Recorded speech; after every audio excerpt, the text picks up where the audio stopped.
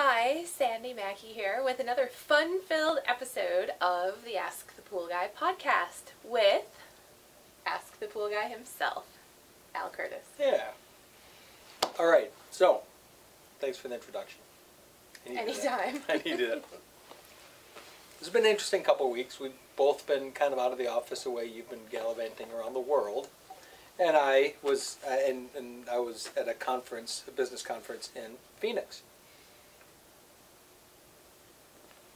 And I know you were doing what you were doing, and I was in this room of people, this business conference of people who, as we know, it's a group that we're a part of, that we've been fortunate to be invited back over and over again.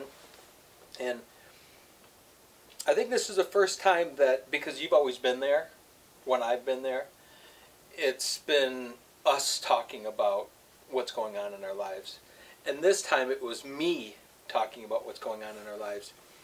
And it brought home a lot of what we've done from a marketing standpoint in terms of so drastically different than anyone else in the room.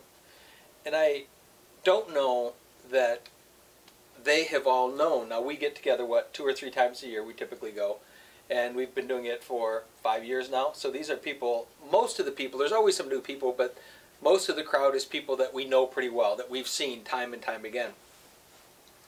In this particular case for me, I was just casually always talking about what we're doing in marketing and what we're doing using by the internet and videos and those types of things. And I recognized what a difference. Now, majority of the people in that room have fantastically successful businesses, have built very traditional businesses, very big, very profitable businesses, living really great lifestyles. And most of them, even in today's day and age, would have an idea what we're doing, but they really don't know. And So I know that you did have a lot of conversations with people there where you explained what we're doing and you got somebody like really fired up about it. So how, because they can look at us from the outside and they can begin to wonder, I guess, when they hear you talking, like, well, what is really so different? How would you even begin that conversation? How would you begin to explain that? I don't know. And that's what's been so bizarre about it, because I found myself just talking about what we're doing and the cool things that have been happening, and then getting more into the detail of how we've done it. And, you know, we've been around those people many times, and we talk about, because we're always shooting video anyway, we talk about, hey, we do a lot of video, we're an advocate for the industry, and we sort of just lay that out there. And I don't know that they ever understood.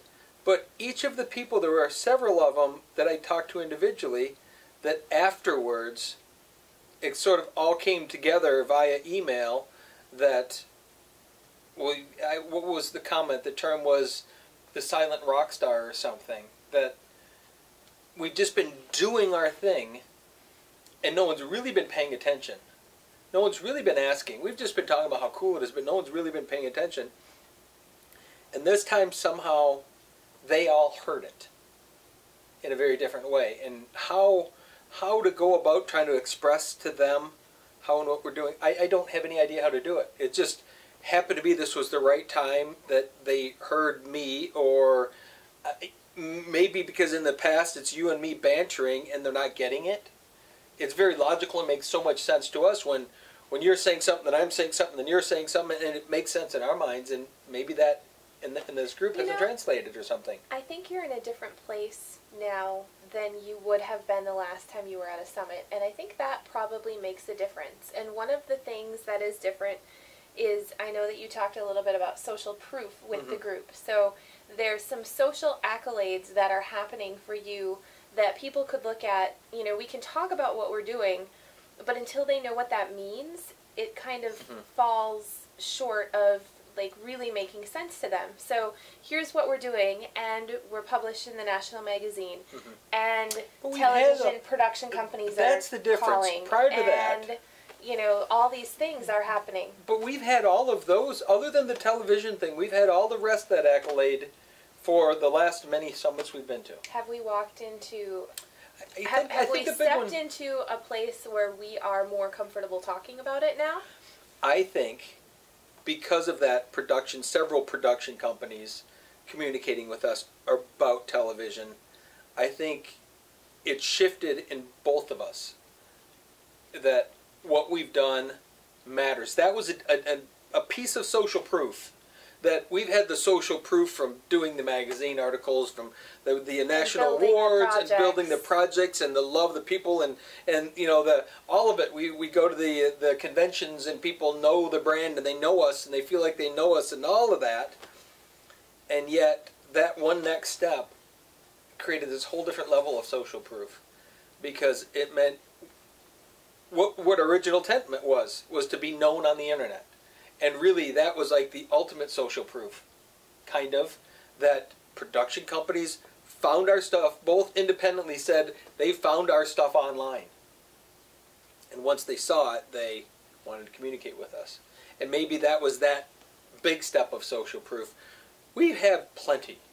We have plenty because we know where our leads and how we get business and how we do business and how we funnel people through to even do business with us. We've done that for a while. And that would go back many summits. But I think this last one, there's some other piece of social proof, and I think that whole TV show idea, not that I'm sold on having a TV show, or that we even should do it, or if it's a smart idea or not, but I think it was that idea. That was that boost, that social proof that, look, the quote-unquote mainstream is noticing us. The idea that it's possible, yes, I think is a pretty powerful and that's place. that addictive part. That's that really good, yummy feeling part is that possibility. Yeah. So going in, I think in this particular case, with all these people doing very traditional businesses in a traditional way, and having built really great businesses, and here we are with a long-standing business that only has been revived because we took a new approach to it, and we know it could have existed that way forever, because we had enough social proof there that it wasn't going away, that business kept coming whether we wanted it or not. But in this particular case, by choosing this route, I think it brought a whole set of fresh eyes that we're going to see from that group of people more communique. Tell us about it. Please let us know what you're doing. How could we apply this to our business? And that's the one person that you mentioned that was so fired up after one evening sitting on the couch, just having a conversation about how our lives have changed because of just doing this internet stuff. And what does doing the internet stuff meaning? Video. Just talking on video. Yeah. Nothing produced, nothing fancy, but doing it. And I know for her things changed. Well, I think something has shifted in both of us, and could I point to what exactly it is that triggered that? No. But I know that I had a conversation a few months ago with someone who was, he's a fellow pool industry member, and he was trying to figure out new ways of marketing his company, and this was several months ago, and I had said how important video was, and he's like, yeah, I'll get to it someday. And then after the last show that we went to that he didn't make it in because of the weather, I think that really got him inspired, like, I have to figure something out because I missed the big show where I make a lot of my connections. So he really had to start thinking about what made sense, and he and I had a conversation right after that had happened. And again, we talked about the importance of him branding and the importance of him doing video, and I just happened to get an email from him today, and the enthusiasm that's like oozing through this email is super inspiring because what we've said all along, like, he finally gets it. So I think that my conversations with him helped him see something in a new way, and at the summit, your conversations with people helped them see in a new way. So I think something has changed just inherently in us that's allowing people to kind of understand the scope and the magnitude of what we're talking about now. Like, we've always been talking about it, but either we're more authoritative about it, or it's more grounded within us, or something has just happened to make it, like, solidify more as more an idea. tangible, real. And I think one of the big things, and I don't know how to put it quite into words yet, what I'm seeing when people are kind of finally getting this, like, marketing philosophy that you and I have been using for a long time, the amount of enthusiasm and inspiration and happiness that starts coming out of them, like, from living in this land of possibility, is just phenomenal to see. I know I saw it in you know, the email that I got today, you saw it in Bo from the summit. We had a marketing meeting last night, and Scott was there with his Tic-Tac-Toe board for his company, and just the, like, bouncing off the walls, kind of feeling like they're entering this new realm of, like, all these fun possibilities, doing the exact same business they were doing the day before, just with a new perspective Viewing and it in a new way, is that's really kind of the secret that's happening. I think there's so much in that. We get accustomed to just always doing a thing and always doing a thing, and it's the business is to make money, and we get wrapped up in that, and of course we know how important that is.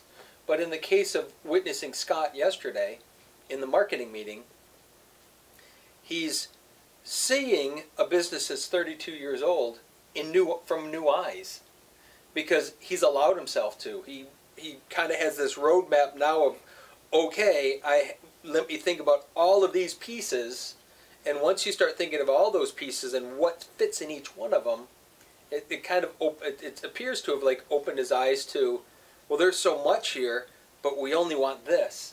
And then he went right back through the board only on that specific topic, and it sounds like that's where he's moving. But you don't know what you don't know, I guess, and even having been in business for years and years and years, but all of a sudden there's that openness, that freedom to sort of look at life anew. And that's probably when the production companies called us, I think there was probably some of that, is there was this whole newness, a whole new world was opening up to us, and it was just possibilities.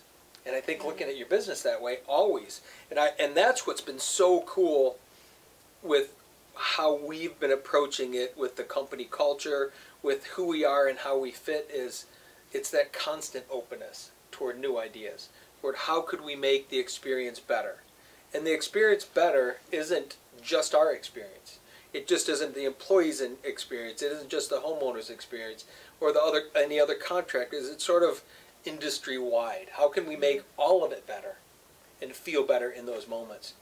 And I think that openness is something that probably came through for me when I was at that summit. There was just sort of this, the heavens opened up kind of a thing, in terms of I'm really okay with where I'm at. We're really great with what we do, and could we like compare that? One of the conversations that I may have shared it with you is, you know, someone had said, you really need to talk more about this. We need to hear this in front of the group. And I'm like, you know, yeah, it's really amazing what we're doing, but in terms of size and scope of our business versus their business, you know, it's in a lot of cases we're not even in the same league, and we have a great company, but with a lot of those people there, we're not even in the same caliber league of size companies.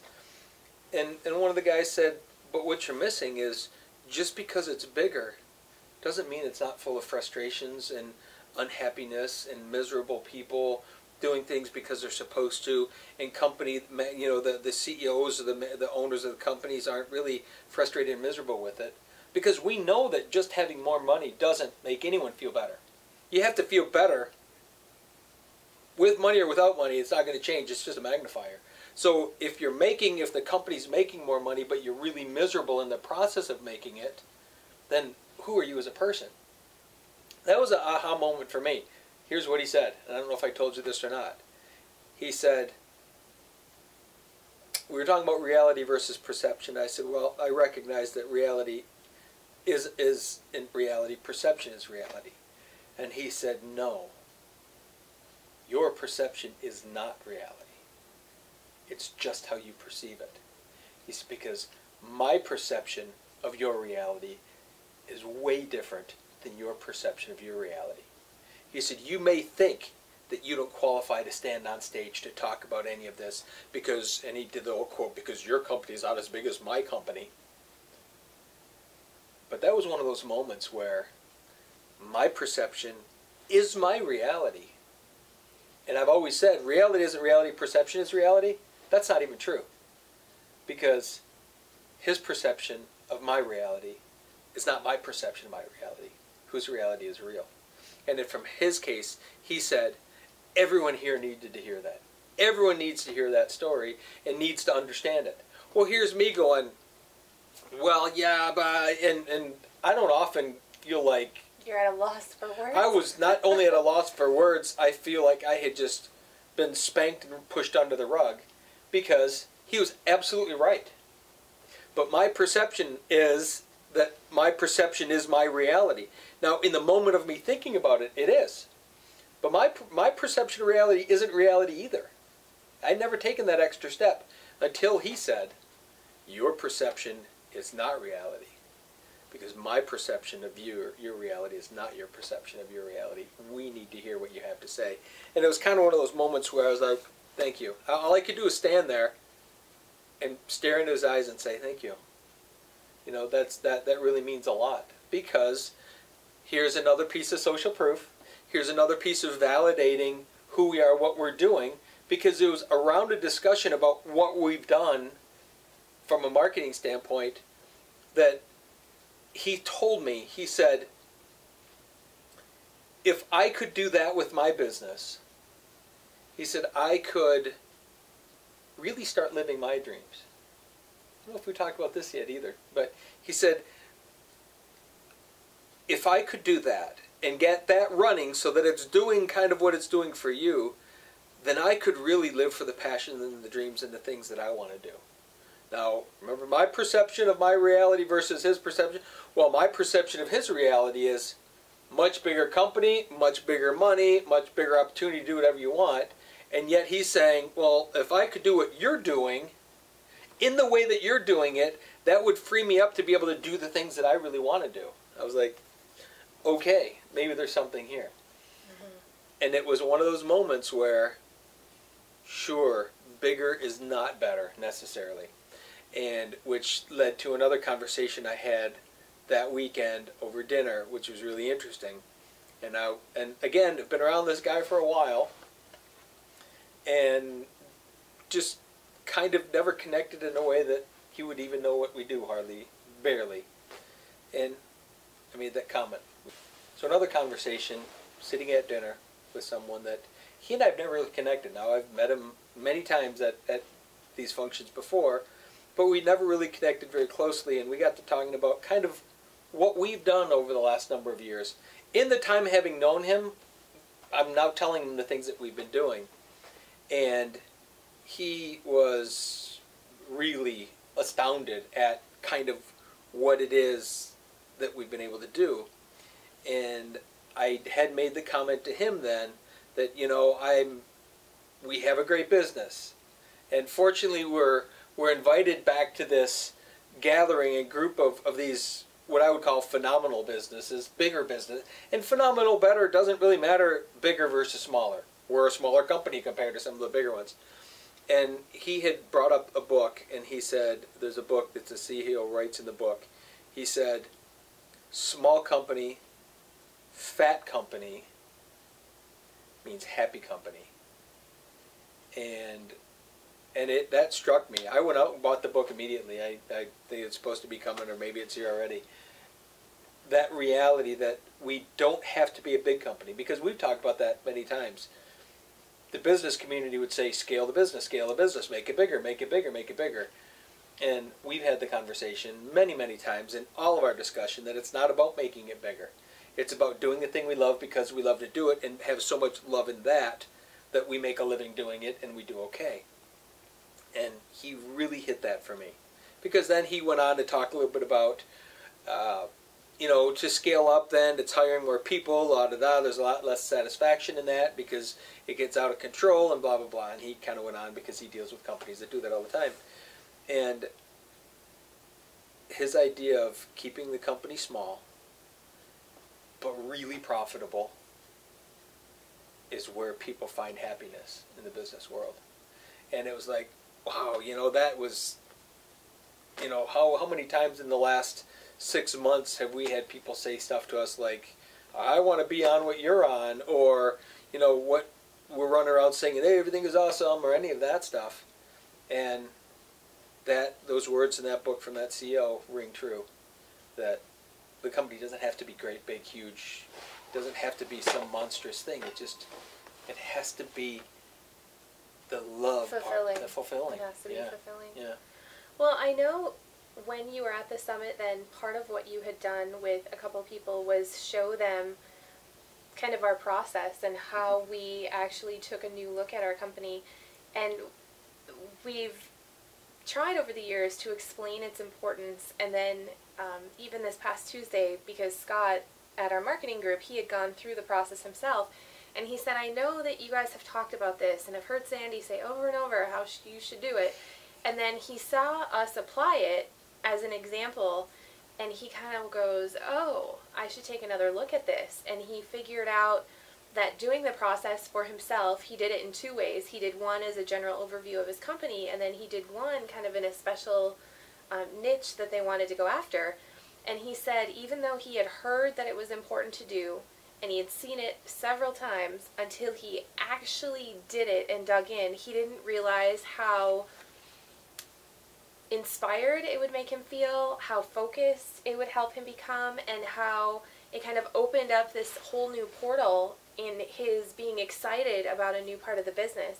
And I know you had mentioned at the summit that you showed what we do to someone as well, and his response was kind of enthralled at the whole process.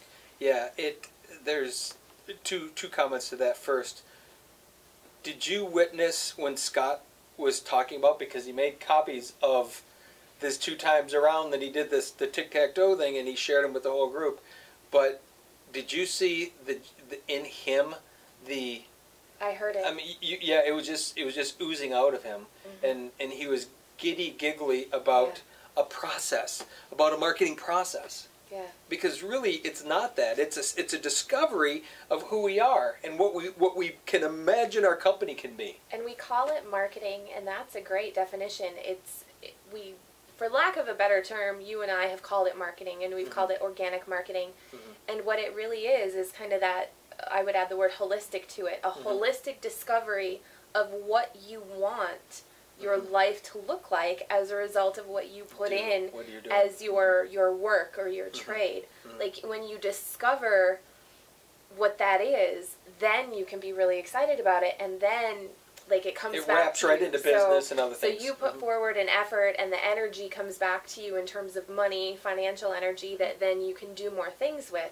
And that whole discovery of that process is what when we use the word marketing, that's what we're really talking about. That's probably, I had just an aha moment right there.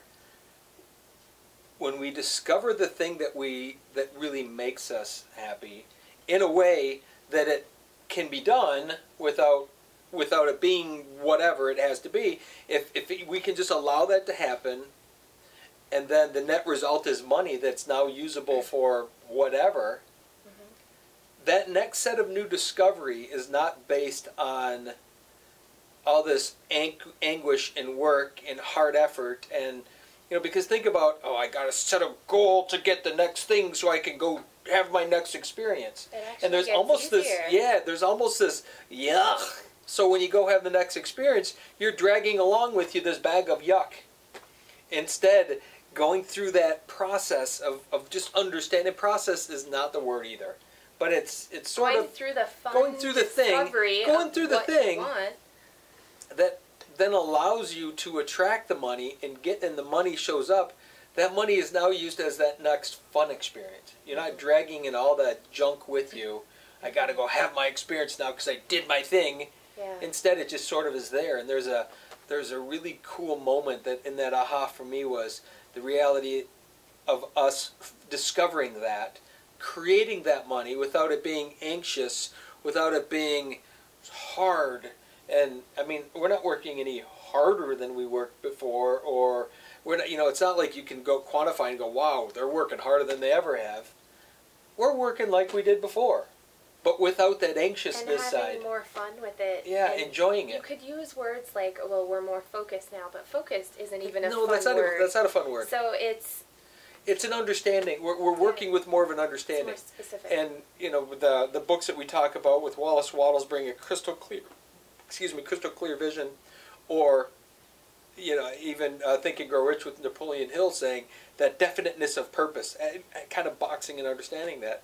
We're operating with that without it being focus, without it being all those words that we try to use that Buddha would say that as soon as you attach words to it, you diminish it, and that's exactly what happens because we use the word focus so that someone could put it in a box to understand what we're talking about, but it doesn't fit in that box at all.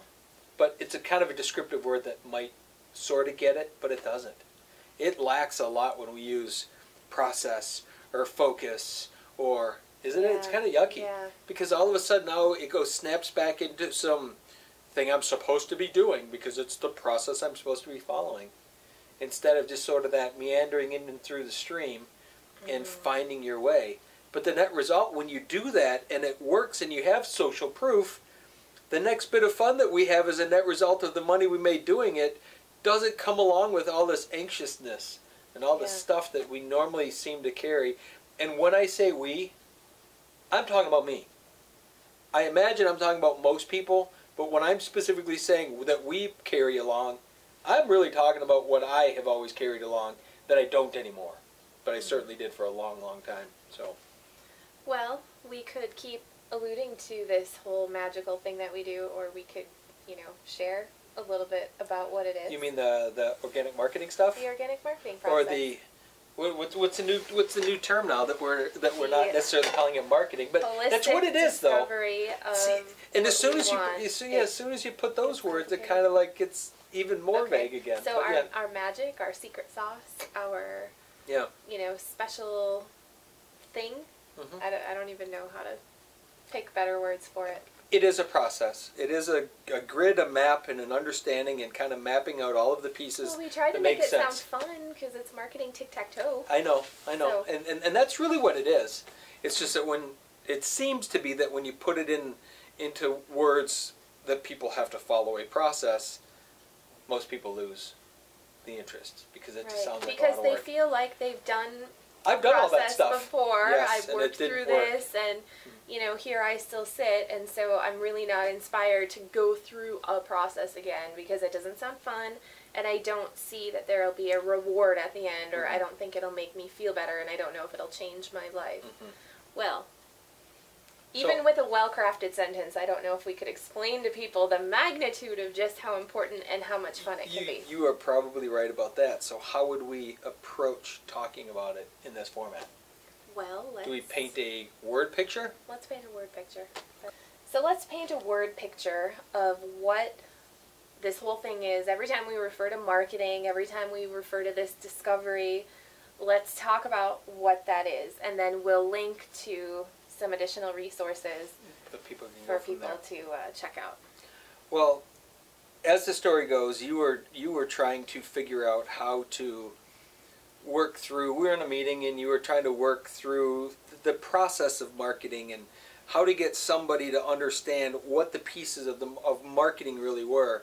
And I think what we were struggling with then, as a community of business owners, was not really understanding marketing. Instead, we were thinking about advertising, more specifically having business cards, and should I do an ad in the newspaper, should I run a yellow page ad, which you can kind of loosely call that marketing, but that's really more advertising. And I think a lot of us were struggling with adding at that period of time, now what does social media mean? Because you could go to the newspaper and take out an ad or get a yellow page ad or something. Well, all of a sudden, social media was this social realm of kind of slippery. You couldn't put your finger on it, and it's not like you could buy something and it would stay there. And it didn't mean anything yet to a lot of people. Right. And we were recognizing how much attention we were getting as a result of it. And yet, on the same token, not knowing what the process was. We knew how to do what we were doing, but we didn't know what was happening in people's minds that was allowing it to happen. I think we were kind of working through that discovery, and it seems to me that's about when this process sort of downloaded itself onto your pen and paper that day. Right. I was trying to frame an easy-to-understand way for people to look at what this is, and the result of that was it marketing in general at that time, or was it? Do you think it was more like kind of the online social media world? I mean, where did it? It was marketing. It's kind of the marketing of of you, and I don't know how to simplify it and put it into other words. So it wasn't necessarily social media. I know that was kind of what was driving us trying to figure it out, but it wasn't necessarily online alone. Well, it was how everything can work together, Okay. and it's how social media kind of plugged into the rest of kind of what it was. And I really don't know where my mind was that day to be able to come up with it, because it's brilliant and probably one of my most brilliant moments ever in my life. I would probably agree with you there in terms of mapping out brilliance. You put it on paper that day. I did. Mm-hmm. I really did. Mm-hmm. So with our word picture, let's just give a kind of brief overview of what we did with our business and kind of how we walked through the marketing tic-tac-toe. So you can find resources about marketing tic-tac-toe on the website. I'll be sure to link it when I put this video up on both the podcast site and on YouTube, so that you can link over to it. And then we do have a resources page over on askthepoolguy.com that you can find a little bit more of kind of the pool professional and other, you know, small business resources that you're looking for. So the premise for marketing tic-tac-toe was how to kind of map out what does this look like. And when I say what does this look like, it can be any business or concept or product or whatever you'd like to work on. So for the sake of this, if you just draw a tic-tac-toe board, and in the center square you start with you. Really in that square is where this whole process gets started, this whole discovery, the holistic discovery gets to launch. That was the most brilliant part. I mean, the whole thing is brilliant, but that recognition that all of marketing, and we were kind of working toward marketing so we could, like you said, apply it to anything, but whether it's marketing a product, a service, you know, a division of your company or whatever it is, but that center square of you is by far the most important. And I think we've certainly realized that over the years, that it kind of doesn't matter what you do outside of that if you don't know who you are and you don't know all of the specifics. And the work is all internal, is how you on the inside can be whatever you need to be, and you being a committee or a person. And that is so fundamental. Of course, in tic-tac-toe, that's fundamental, getting that center square. But that center square view really means everything. Because don't you think if everybody did that work, that they would stumble across enough good ideas in terms of how to really market their product or service? If they really did the internal work of who they were, what they stood for, what is it that they are, what do they want out of all of it, all of that work, most of us don't know. We just sort of stumble through thinking we're supposed to just figure it out over time. Well, I think people are too afraid to get too specific, and I hear that a lot. And I know when we first started doing it as well, like if you put the center square view and you say, well, I'm a pool company, then you're afraid to go any deeper than that, because you're afraid somehow that it'll like take things off the table. Like, well, if I get too specific, then I'm going to lose all my Missing customers, my stuff, or you know, I'm going to leave money on the table. And I think even Chad from our marketing group is a good example. Chad is a home remodeler, and he could do a tic-tac-toe board about him being someone who does home renovations.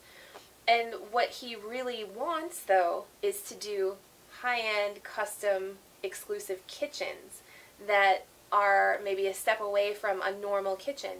So he has not been afraid to do a marketing tic-tac-toe board now, where in that center square of you, Chad Warden, the remodeler, he's actually redefining that to Chad Warden, the guy that does super cool custom kitchens.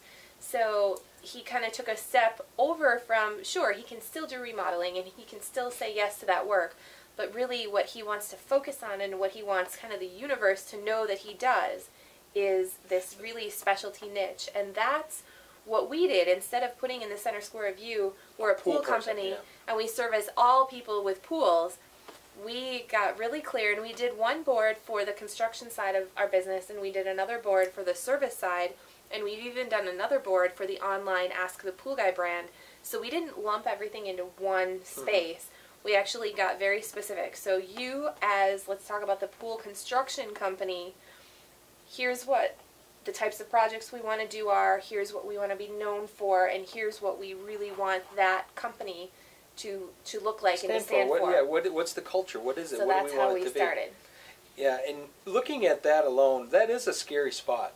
You made a great point there. Is we're very afraid sometimes to leave too much on the table, and Chad is a great example. Because yes, he could put Chad the remodeler there, and yet he doesn't want most of it. Now he'll take it because you're supposed to take it, and he's the first one to say in business school they teach you to take it all. And he came from that paradigm, but he recognizes now that that's not really what I want. Could I take those calls? Sure, but what if I didn't have to? Here's that what if part. What if I could figure out a way of just getting the stuff that I want and have so much of it, I wouldn't have to take those other calls. Now, you can take any call you want, but if you didn't have to, what would that look like? That was a big one for me because we just took the calls because it was coming. And whether we loved it or not, we did it because we thought it made money. But what if we didn't have to? And that was the real eye-opener. What if we didn't? What if we just had enough of what we wanted?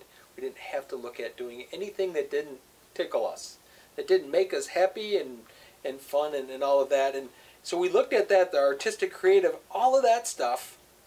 We didn't know who the customer was. I mean, we knew who we wanted them to be, but we didn't know their characteristics at that point. Instead, we were simply focusing on the things that we really want. Mm-hmm. And how could we get that? And that was at Center Square, which is where you spend 50, 60, 70% of the time, yeah, is really figuring that out. Because outside of that, once you know you, it's much easier to think about the customer and think about how to market to them and all the other things. Well, and the more we got social proof, the more we were able to refine even mm-hmm. that Center Square. Mm-hmm. Because it is a little scary at first to get so specific, and then as you get specific and you're rewarded with the business coming and the right clients coming, then you can even get a little more specific as you kind of go through it. So this whole thing, organic marketing, isn't something you do once and then put it away. It's something that you do over and over. You revisit it. I knew there was a problem with this. In a fun way. What? Who do we know that wants a pill to fix everything? That's the challenge with our world is, what do you mean you don't just do it once? I want to do it once, it solves all my problems, I can go about my day. We know that's not real, but think of how many people, that's kind of what they want out of the magic seminar, or get the one secret. The secret is that everything continues to change and you have to always work on it, but everyone's looking for that one secret, that single pill that kind of fixes it all, takes care of it. I did my work, now I'm just going to go make money. Well, if people hang out with us, they discover that it's fun to go through it the first time.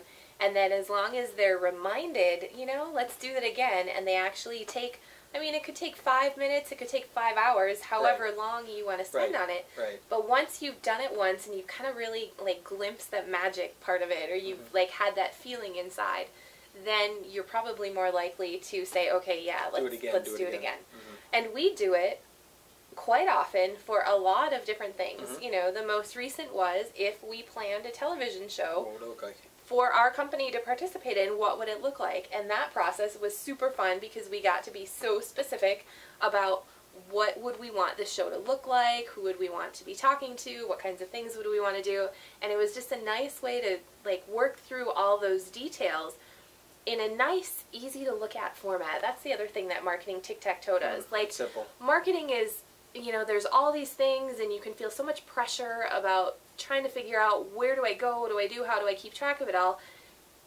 You can get everything to fit on a marketing Tic-Tac-Toe board, and any concept or idea or to-do item that comes up, you have an easy place to plug it in so that at a glance you can really kind of get an overview of what's going on. And I don't know if anybody else finds that fun, but I love that. I love being able to just take something that could be super complicated and make it so simple that it's so easy to look at. You know, you mentioned that we did it with the TV show idea. And I know what came out of that for me. The idea first, the social proof part of production companies calling us about a TV show. Wow. You know, so your mind plays into the what if we did that? Wouldn't that be cool? And then that was when the first company called, we were kind of at their mercy. Because, you know, you kind of want to do things right so you can get that TV show. That second company calling changed the game completely. Because at that point, we recognized, once we did the Tic-Tac-Toe and really identified the Center Square, what would that look like if we even did one? all of a sudden everything came crystal clear that we wouldn't do it just to do it. We wouldn't do it just to have notoriety. We wouldn't do it just to get more business. That center square made it very apparent. We would do it if it matched what we wanted. If it matched our culture, if it matched who we were, if it could be done in such a way that it magnified that, and it brought the industry. It was about the industry, not about the project. It was about all those things. But without understanding that center square, we've done so much work in their understanding who we are that it was easier to plug into that. Mm-hmm. But once we started plugging into that center square, specific to the television show, it became crystal clear that I wouldn't do a TV show just to do one. Up to that point, I probably would have, because of my ego, probably would have pushed me farther along to say, but just do it. You never know what it's going to be like. But that center square really identified for me that, no, it doesn't make any sense. If it doesn't match the culture, match the brand, if it doesn't help us be better and have more fun, and it just is a distraction, then it wouldn't work. But that's because of that center. And that was a huge piece. All right, so doing the work on the center square of you is really kind of where you start to map out what you want your future to look like. And you could say map out what you want your marketing to look like, but it's really you define that center square based on the path that you want your life to take for the foreseeable future. Because we know once this kind of starts to shift and make things happen, that you'll revise and you'll reframe kind of what you're looking for. So from the center square view, the next thing that you need to think about is who is your target audience. And when we started defining this for the pool construction company, we wanted to do artistic, creative projects that then we started thinking about the target. Okay, so who would that be? And I know you said it was hard for us to know what they'd look like, but we really kind of invented in our minds, what do we want them to look like? We want them to be people that value experiences, and they wanted to create an environment not because it looked pretty on paper or because the neighbors would think they were cool, but because they could enjoy the space, their family could enjoy the space. They were seeking the lifestyle. They valued that part of things.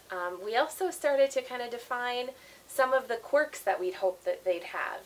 Being a little bit eccentric, being a little bit excited about, doing themes in their yards, being kind of abundant with their money blueprint so that they had the cash available to pay for something like this. And then once we started building, once the project started coming along that fit kind of what this was, we were able to get even more specific about what similarities did our target audience have. So now we could say the target audience is often kind of dual income households, not in all cases, but in some. The majority of them live in average homes on dirt roads who value, again, that experience of having this home for their family. They're not buying in exclusive zip codes just because. They're kind of buying what makes them happy. And that's another key component of our target audience. They know what they want, and they want things that make them happy, and they're willing to invest in themselves to be able to get that. Don't you think also, because we spent all the center square time with us, is we recognized that we in some way wanted their lives to match up with ours, not in terms of how we did or how we looked or those things, but kind of our values and what we appreciate in life and what we really find to be important. We want to see that in them as well. Definitely. Because that's going to match to the core of what we are. So instead of letting and here's a mistake I think often people make, is they let the customer dictate who they are. So, oh, look, everyone wants this, therefore I'm going to be that. And how many times you say, well, if a customer wants it, you're supposed to do it. Well, yeah, that's what business school would teach you. And oftentimes the center square is dictated by anyone who they could call a customer. That's a big shift for us to say, no, this is who we are. We want them to mirror us. We want to be able to see something in them that we appreciate about us. That there's that connection, that what they are or what they stand for is something that we value. Instead of them being a wallet that we could draw from, instead it was they in some way are the people that we are inside, or want to be inside, or strive to be inside, or whatever it is. That there's a more of a symbiotic connection there than just a transaction. Well, we can talk about energy, and for anyone who's into that, I know that there's a way of referencing, like when you're vibrating at the same level, Resonance, like things, yeah, it resonates with you. So we really wanted people that kind of resonated with us in kind of that life trajectory that we were doing. And once we had defined the center square of us and what the target audience looked like, when somebody new comes along, especially now, it's really easy for us to quickly evaluate, is this someone who kind of fits the core of what we're looking for, or don't they? And again, that's something really scary to do at first, is to say, no, you don't fit. And we've become really comfortable now screening people and saying, you know what, we've got someone who maybe is a better fit for you than we will be, just because we know that that doesn't quite line up. So we've gotten really good at figuring out kind of how to measure that part. And the moment we recognize that they're not really what we want in our lives, it's very easy to say no. It wasn't. You know me, and it wasn't easy to say no to anything that, you know, if they called, we're going to do it. And yet recognizing that if they don't fit exactly, they don't fit that piece, then we don't want to do it. Which we had to make some tough choices about. Okay, we will not, in most cases, take calls from these zip codes or these areas because of the type of people that tend to live, work, and be there. Doesn't mean they are, but we kind of have a pretty good general sense of people from certain communities have certain beliefs that don't match with our beliefs, and it's really easy to say no to that. And there's builders that really resonate with that. Successfully Absolutely. service that market, and we just know that it's not the market that we want to service. But that was some of the tough stuff, though, to go, that's been my dream. Me, years and years ago, building in the exclusive neighborhoods with the exclusive homes, with the exclusive pools, was if only I could get there. You know, and that drove me for a long time, wanting to be good enough or capable enough or whatever I thought I needed to be to get into those communities. And had we not done the center square work to realize that that doesn't match us, and that then doesn't make you happy now. You would have thought back in the day that would make you. If I got there, I would be happy. What we've determined in that center square is what makes you happy, what makes me happy, what makes our company happy, is not necessarily what you thought would have made you happy before. No, and a great example was that the other year, getting that call from the neighborhood of all neighborhoods that I would have dreamed of working in. Now, I've quoted a few things over the year, never gotten any work, and this customer came along and they absolutely wanted us to do that work. And after hearing about, well, the neighbors have to approve it, and I don't know if the neighbor's going to like it, I was done and gone, and I couldn't have left there quicker. And this was a really high-dollar project, and I referred them to someone else. And he called me, the other pool company called me and said, what's wrong with them? Nothing's wrong with them. Well, why would you give this up? It just doesn't feel right. It just doesn't fit. They seem like lovely people. They're very whatever. And that was so easy to do. But, boy, it put me back in the old paradigm, and I would have given it away to get the opportunity to work there. And yet... But we have so many opportunities coming up that match exactly what you want to be doing. We would just be bogged down doing something I wasn't enjoying doing and missing all of this really great stuff that the very next call was bringing in. But had I taken that other one, I wouldn't have been able to do that one. And now there's social proof. We have plenty of that again now, too. But understanding that our customer isn't what most people would think. If we didn't lay a framework of how we attract customers and who they are, and we just had a business conference and told people this, it wouldn't make any sense. Because everybody would think exclusive neighborhoods, higher dollars. They would have had this formula in their head about how they're going to be a better company. And yet, it's so far from that because of the work that we did with it, is to understand who they are. And then we got to realize how cool those people are and how we want to be around them as much as we can be around them. And the net result is that because we resonate is they never want us to leave. So now our construction process went, how long is this going to take, to, would you please stay here forever? And we're crying because you're leaving our yard. Well, now there's the next set of social proof. Wait a minute. So you mean we can love the customer and the customer can love us and we can have a good symbiotic, awesome relationship? That's not supposed to exist, is it? It's supposed to be, let's not like each other and then at the end agree we like each other again.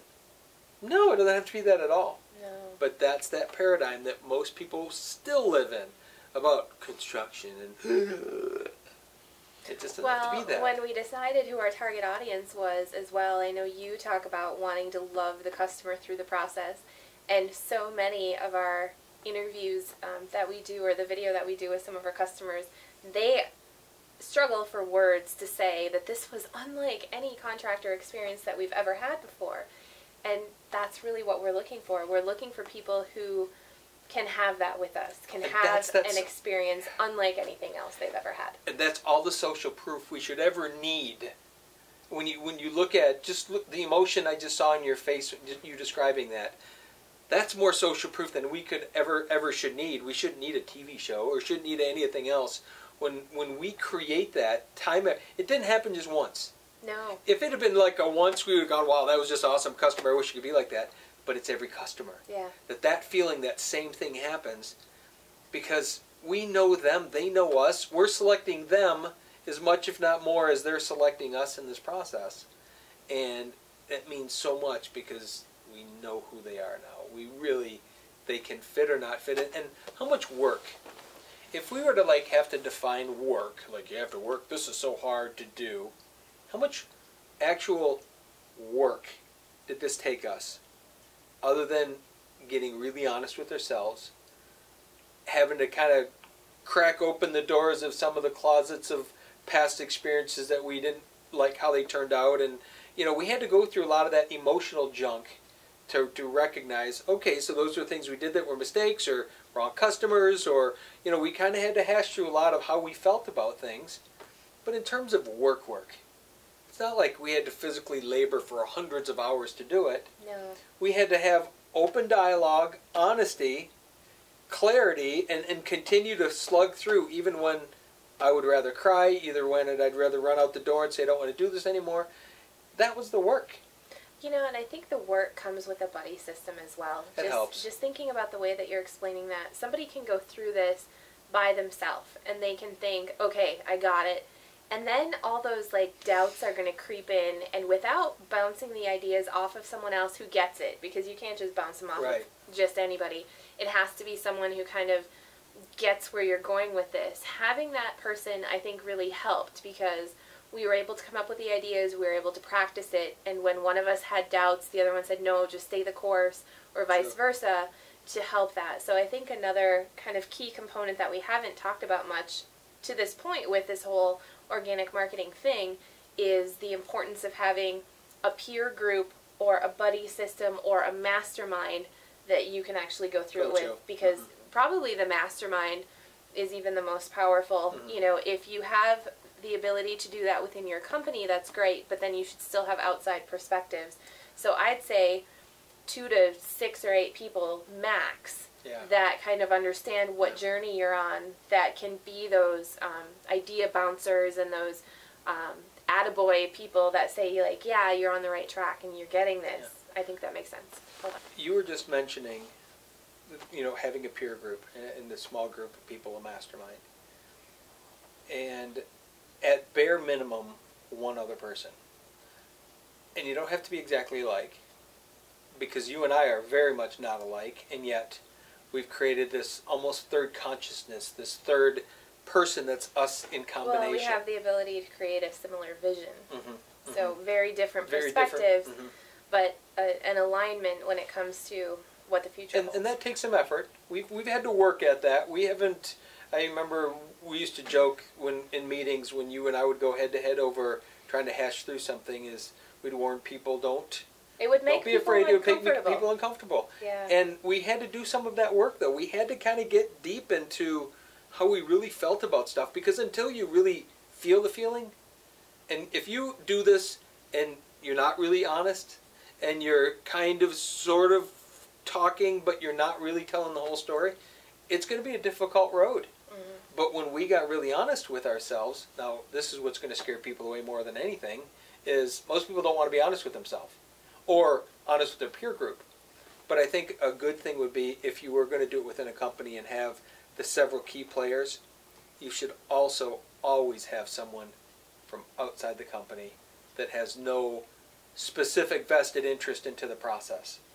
Because they can see right through. They can be objective. They can be objective and see without right through being emotional. Everybody trying to, circle around a topic without talking about it. Someone from outside will very much recognize that. Someone from inside, everyone's being worried because the boss might say something, or there's all that hierarchy. But in that particular, if you're going to have a peer group within the company, have at least one person that's completely out of it, outside of that. So then, kind of back to the squares and kind of the next one in that progression, after you define who you are and where you want to go with it, think about who is the target audience. And then once you decide who they are, once we decided who our target audience was, kind of the eclectic, interesting people looking for lifestyle, then we had to think about how they think.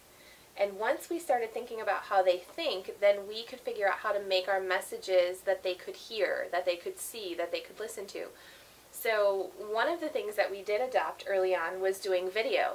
And we didn't, I think, have a clear idea at the beginning how important video would become.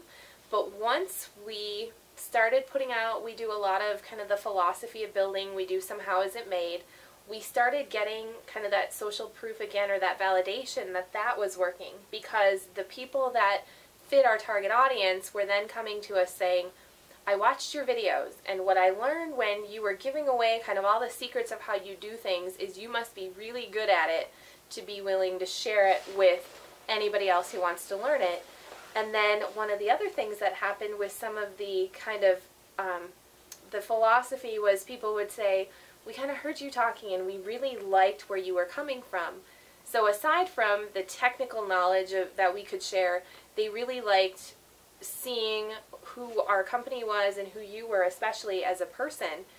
And then going a step further in the videos, we started learning that people liked to see a little of the philosophy, and then they also liked to see a little bit of the fun, because they could see themselves having that kind of fun with their family. So Al doing a backflip off of a waterfall is something that has now attracted several customers to us, because they can look at that video and they can say, I want to be able to do that with my kids, or I want to be able to do that and host people. So we had to start thinking like our customers, and before we had all this validation, we just kind of took a stab at it. We tried our best at what we thought would work, and then as we started getting that feedback about what was really working, then we started doing more of that. So we've always been on the right track on that part, but then once we started listening to our target audience, like, we were able to do more of that and kind of really define kind of what were some of those things and the feelings that they were having.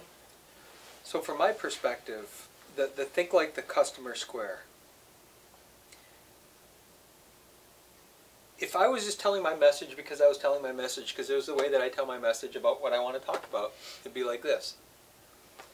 And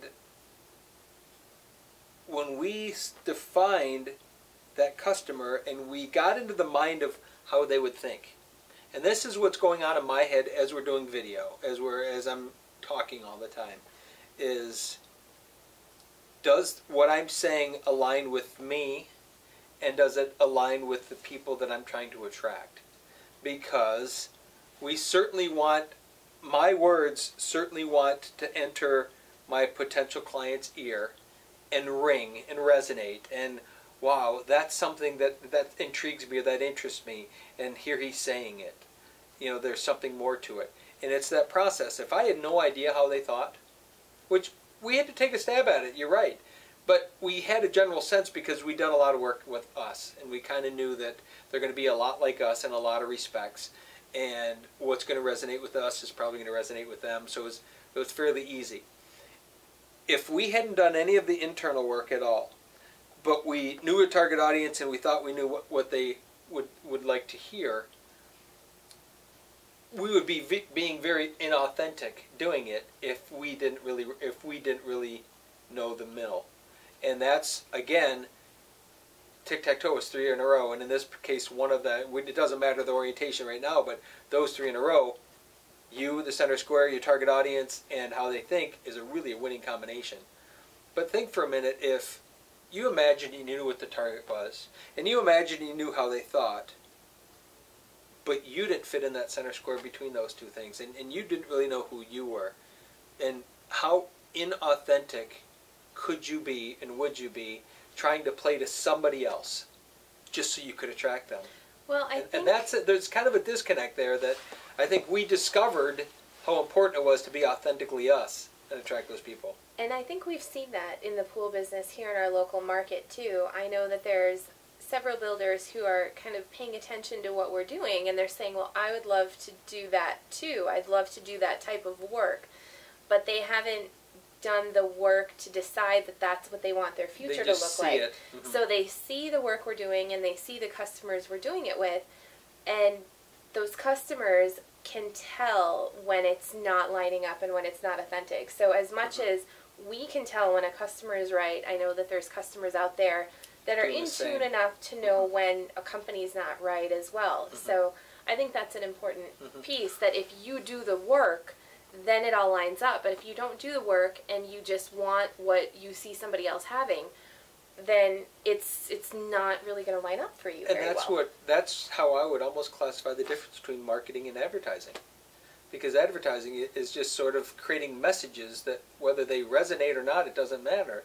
And in this particular case, the marketing is it's telling the story that matters. It's telling the story, and it's creating that, it's like lining it up for people, because you can tell a story, and if it's not your authentic story, so when we say telling the story, it's kind of the expression of what is happening for our company. So if you're it's the authentic, it's the authentic us. It's not just a made up story. Then it really kind of everything lines up and it makes sense, and that leads over to the energy signature, which will be the next piece. So the next piece, beyond knowing who you are, knowing who your target audience is and how they think, and having to be authentic with all of that, and telling a story, which is what marketing is, in an authentic way. Because we can really smell inauthenticity a lot. Some people still fall for it, and that's okay. And business gets done, but it's some people are okay with that. And some people that's their style, and that's very much a customer that isn't going to resonate with us, that we're not going to want to do business with. It doesn't mean they can't have a great pool built. It doesn't mean that they can't have whatever, and they will, but that doesn't match with us. Which the next square is what we call the energy signature. Now, the energy signature isn't something most people think about either, and yet it's so prevalent in everything. So a brief explanation would be, the energy signature is thinking about how you want a customer to think about you, to feel about you, to talk about you when you're not there. So what can I do to this audience of mine in an authentic way that will get them to feel a certain way? And so it's going through that process. Is we've all been in a room where someone really exciting walked in, and the hush went over the crowd, and there was like this, feel this energy, and you go, oh, who is that? That's someone with a really great energy signature. Versus, you know, we have also been in the party where there's the downer guy that you just can't wait for them to leave, and the minute they leave, it seems like the cloud lifted and the lights came on. And that's someone with a really poor energy signature.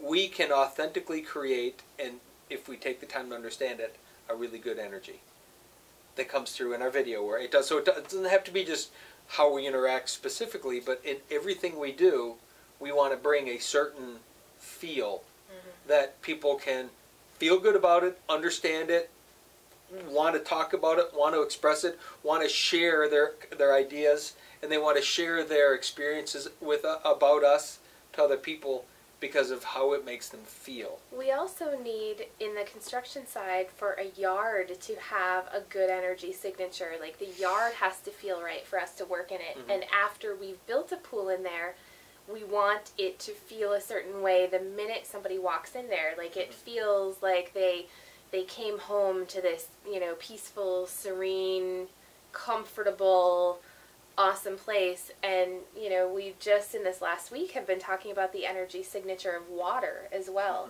For anybody who's read into, you know, happy water versus angry water, and kind of how the crystals crystallize when they freeze.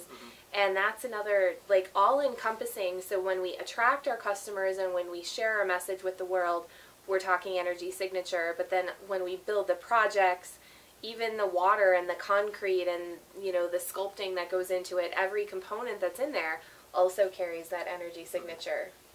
Well, and that's a really important distinction, because my idea from a design end, in terms of these are my secrets, is my expectation is to create full immersion. That when someone is in the space, they become immersed in the space. It becomes a nice, comfy comforter that wraps them up with love and wants them to have a good time and express themselves and have a good thing. So that consciously goes into it. And it's the energy signature is also about honoring the space. So it's become really apparent to me that it's important for me to honor the yard and honor the neighbors if there's neighbors, and honor what may have happened there before. Because construction, we just don't care. We just dig up and we go and we whatever. But the more that we can just be real with the ground, real with the earth, and real with the neighbors, and real with all of it, and recognize that before we came in and tore it up, who knows what memories were there? Who knows who did what there and how people are attached to that space? So to me, it's become very important to honor that space. And that's where a lot of that energy signature comes from as well, is trying to infuse that into everything. So once we kind of get through the process where we're working on that energy signature, everything that we do needs to line up with that. Everything needs to feel good to us, and then it needs to feel good to our clients as well.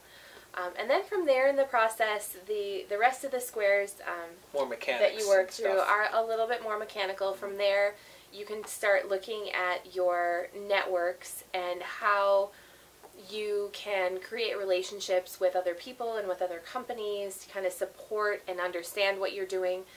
I think importantly, so they know what people that you work with look like. And that's something I know a lot of people, especially beginners in business, kind of struggle with putting together that message. But once you go through the rest of this process, the organic marketing process, it becomes a little bit easier to kind of define that and become really clear. Like, I remember networking meetings where people would say, okay, you have to have your ask because it's going to be your turn. And because we had been doing this work with the process, I would go to networking events just to be with people and get new ideas. And I very rarely had an ask at those meetings where everyone else was like begging, who can you connect me with, who can buy my stuff or whatever. It'd come around to me and it would be, well, I just hope everybody has a great day because, you know, I am, or I hope you have an adventure today or something like that. Because I wasn't there to ask people for something. I was there to kind of ask them to have a better experience or to share themselves with me. But I wasn't there asking, because this whole organic marketing process made that takes obsolete. that away. Yeah, you don't even need to. Yeah. So it's harnessing all those groups of people, the networks that you're connected with, and let's just finish the square up real quick. And knowing that, that's like business to business type of people. You have social networks and things that are closer. We'll talk about that next. But it's more of those business connection network things. Is think through how you could share a message within those groups and leverage those groups to help you attract those customers. And you want them to feel good about you, so that absolutely, knowing who your target is, knowing how to express that, and then also having that strong energy signature starts to get people to look at you a little bit strangely and say, I want what you have, or I want to be as clear as you are, or, you know, I want to feel that good about my customers. So being able to express all of these things, especially when networking, will then start getting people to pay attention to you in a different way, because they'll start wondering, well, what are you doing and why are you so different? And they'll be able to kind of express that to people they come in contact with. Yeah, it's a great distinction, is you're infusing in them that last square, that energy signature part, but you're pulling that into a business community setting where that will attract a lot of people to you, not you standing up and going, I need you to buy me this, I need you to buy this stuff from me today. That'll attract a one-time audience maybe, but when you start infusing that whole other element, it starts bringing people in for a much broader net and a much longer lasting time. The other important thing about networks too is, I know when a small business starts to network, they kind of go to everything everywhere begging for people to talk to them. And becoming very aware of who you are and where you're going allows you to choose your networking experiences a little more selectively, so that you could hang out with other people in similar industries or other people that service a similar industry to yours. So it's not like haphazard networking, which is what I think a lot of people do, but it becomes very focused. Like, hang out with people, with your suppliers, hang out with other pool companies if you're a pool company, hang out with, you know, if you're a carpet cleaner, find, you know, restoration companies and remodelers, and kind of start to create those spheres that are similar to what you're doing, instead of just, you know, the local anything group. Like, that just doesn't make as much sense. It doesn't, and that's what we think we need to do, but you're absolutely right. That's not the right way to do it. So now that we sort of have that business networking thing figured out, or having at least talked about the things to do, the next logical step and place to talk about is what we call connections. Now explain what you see connections being, because people can't see that difference necessarily between business networks and connections, but there is kind of a distinct, subtle but distinct difference. Could you kind of explain? Yeah, yes, I can explain that. All right. The subtle difference between networking and then connections is, if you look at the Tic-Tac-Toe board, and if you download one from the website, you'll see that it has these different axes. And one is business, personal, and then universe, kind of across the top. And then down the side, it's business, personal, and universe. So that square of networking is kind of your business-to-business connections. And then the square of connections becomes your business and personal. So it starts to bridge a little bit more of you with everything else that you're doing. And because you're doing organic marketing and the Tic-Tac-Toe board, like, you're infusing your personal energy into everything. But there's a reason you do networking, and then there's a reason that you have connections. And the connections are kind of that warmer and fuzzier, friendlier place of your social network. So some of those can be your social media, although some of your social media could be purely networking, but if you're just going to do it for that, don't do it. Right. So it's kind of bringing your personal energy, more of your energy signature, into your interactions. Some of your social groups as well. So things that you like and you're interested in will be in that square of your connections, and then some of the connections that you foster because you know that they're just important to the advancement of your business is going to be another one of those pieces. So I think a lot of times, like when we started going to the pool shows, those were like, it was networking, it was personal education, but we were going there to network with peers in our industry. And the more that we went, and the more that we continue going, and the more video we've done with people, and the more that we've had dinner with people, then those people move from a purely like network, we only know them because of business, to like, you know, we're friends. Yeah. I would consider that many of the people that we started seeing at the shows, they've become more close personal friends. Like, we have just a stronger relationship, a better relationship than just, I know them from a distance because we're in the same industry. Mm-hmm. So it's kind of when that like layer of like that business buffer comes down, and you're a little more like personally interactive with people, a little bit closer, a little more vulnerable. Mm-hmm. That's really where that connection square comes from. And that connection square is kind of a lot more powerful than just the networking, because sure, you know, I think it's we still network with people, and we still, you know, if somebody calls and they're not a fit for us, well, we've networked with people that we can send them to, but it's a much stronger kind of handoff if they're one of our personal connections that we're sending someone to. And there is a distinct difference between that purely business person that you just sort of know on a business level, and someone that you care about, or someone that you're deeper connected to. And I think that is a really powerful group. And the easiest way to explain or to see it visually would be a social network online. That you're there for personal reasons with business intent, or you could be there for personal reasons for personal intent as well. But you're really there for personal reasons with business intent. If you're there for business reasons with personal intent, like you said, you might as well not do it. If you're there just because you're going to try to get business, and we all are connected to those people online, and we all can see it all the time, and it doesn't work very well, and it turns most of us off. But that's a good place. If you can now take those type of people that online that you would consider part of your social network, think about the people offline that kind of fit that same category, and you'll realize how powerful a group that is in your life. Whether they, whoever they are, it doesn't really matter, but that's a really influential part of your life. Way more so than the business-to-business guy that you can kind of have a casual conversation with. That's someone that you could influence, or they can influence you, and they can really help you along the way in making some of those decisions and things. So it's really an important piece. I think that's kind of that peer group that you could talk to. That's that peer group that could help you muddle your way through some stuff, or can help you get connected to the right people, because they have a vested interest. They have a connection to you. So the next place to look in terms of kind of all of this marketing that you're putting together is the square that we call the stuff. And the stuff is just what it sounds like, all the stuff. Anything like physically that you would put together to hand out or pass out, so business cards, flyers, little any type of gimmicky kind of stuff, or, like, wristbands or stress balls and things like that.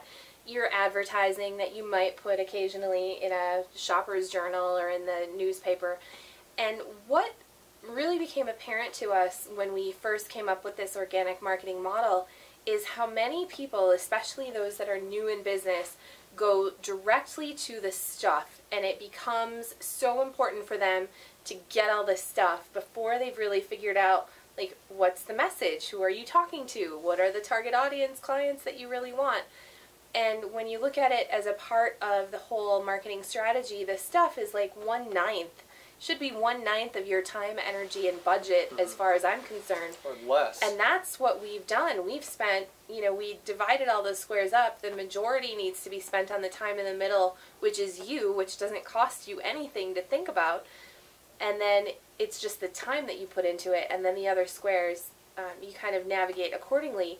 And the stuff, you should really only make stuff when it makes sense. So sure, that's where you're spending money. And that's where you spend money, but only spend it when it really makes sense. So make some business cards, although even now, because so much happens electronically and via websites, I mean, you hardly need business cards unless you're one of those networkers who tries to put one in everyone's hand. Like, we go to events now and people ask for cards, and we rarely have them.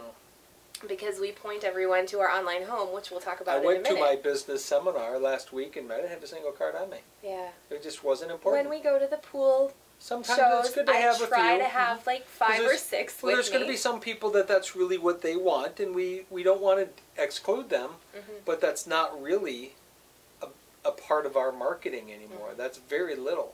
So the stuff that we started spending our time, effort, and money on is when Al goes to visit a client and they are someone who fits our target audience and we'd like to build a pool for them, he used to bring his portfolio book with him, and he would show them, and then he would take it with him, and he would leave them with a business card or something like that. Well, as we advanced through this process, we started investing in the book. So we print up books of our projects, and they're updated every few months as new projects are added. Some are taken out of the older work, and they're a significant investment. Usually we buy them strategically, and we only get a handful at a time because they always change, but we're investing a good amount of money in this book that then becomes the leave behind. So that was really one of the first things that we invested in. And then we also do, the occasional, we do business cards, and we do, like at pool shows, at the local pool show, we'll do some graphic, we used to do flyers, and now we do kind of photo size, like Postcard. postcards, but we print them as photos because they're easily accessible and we don't do huge runs. And then as we kind of continued branding Ask the Pool Guy, then the stuff got really fun because as everything that we were doing was working really well, we had a little bit more kind of discretionary marketing dollars. We started doing the sweatshirts, and once people see the sweatshirts, you'd be amazed at how many people want to wear this character of Al.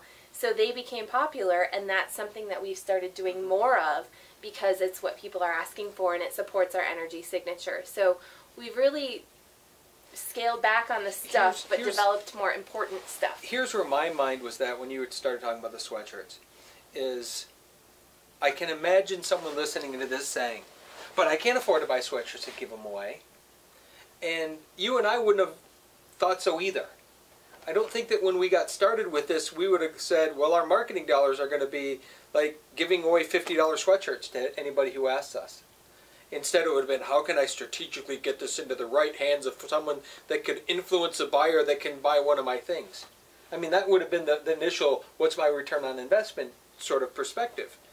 Well, now we recognize that when we give out a mug, a coffee mug, or you've told the story many times of the little old lady that came into a booth and took one of everything we had. Well, more than one of everything. Several of everything we had. Several of everything. Cleaned us out. Yeah. She's not our target audience. She's not someone that we would ever expect to buy a thing from us, nor do we expect her to take that little coffee mug and give it to somebody strategically that's going to do business with us.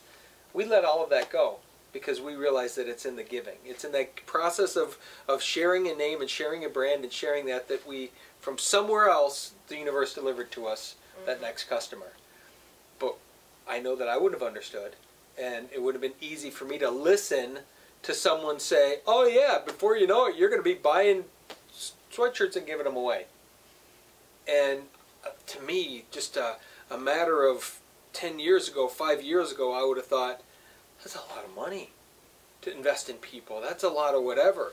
And yet what we found is because this process has worked so well, we have those discretionary dollars that's really what our marketing dollar is. We don't have marketing budgets to run advertisements and yellow pages, and we don't do any of that.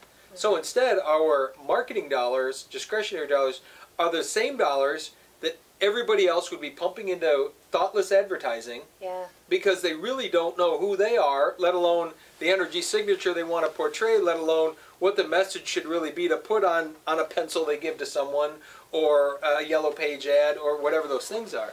So all of that money that we could be spending on those things, we don't need to because we've thought about the process. So instead now, we can put it into the fun things. Yeah. And then not only that, a trend that's happened with us is once we're done with your project, we keep showering them with stuff. Surprises. Yeah. Because that's future for us. That's the remarketing the future. Because again, part of what we do is we don't ask for referrals. We really don't on the construction, and we really don't want people to refer us. We want to have one of our projects in a sphere of influence. So there's no monetary gain by, okay, I'm going to keep giving them stuff. But we want them to continue feeling good. Because the more they feel good, the more the world swirls around good feelings with us. And that's what marketing is. That's what I was trying to say earlier about telling the story. It's doing things that people keep talking in a way and feel really good, and it's always this awesomeness. And it's not about what's my return on investment when I invest in that board game with their pictures all over it, or the where we start with a customer with one of our picture books. You know, that's something tangible that they can keep and do whatever they want with. We don't want it back. It's theirs. I couldn't have imagined.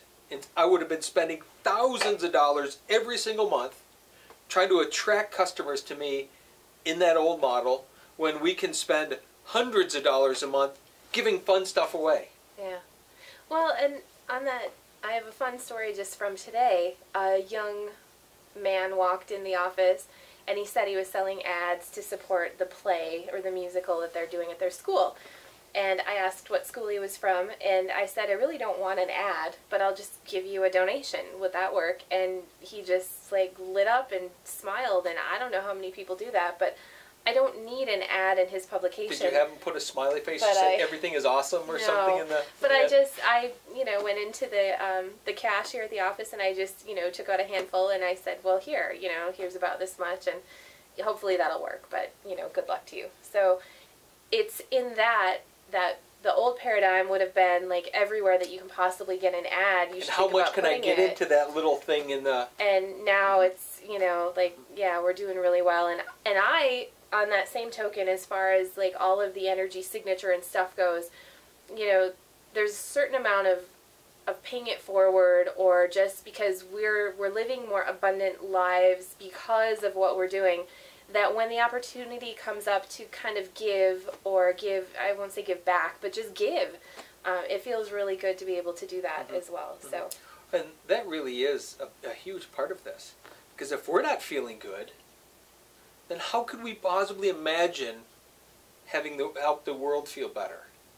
And by being able to do that, and that's marketing, if that's what it is. You told the story now, you never would have told it to that kid just was going to go back and his world was changed because someone just gave him money to donate it. He doesn't know who you are, and your name's not going to show up in the book or it doesn't matter. Yeah. It doesn't matter.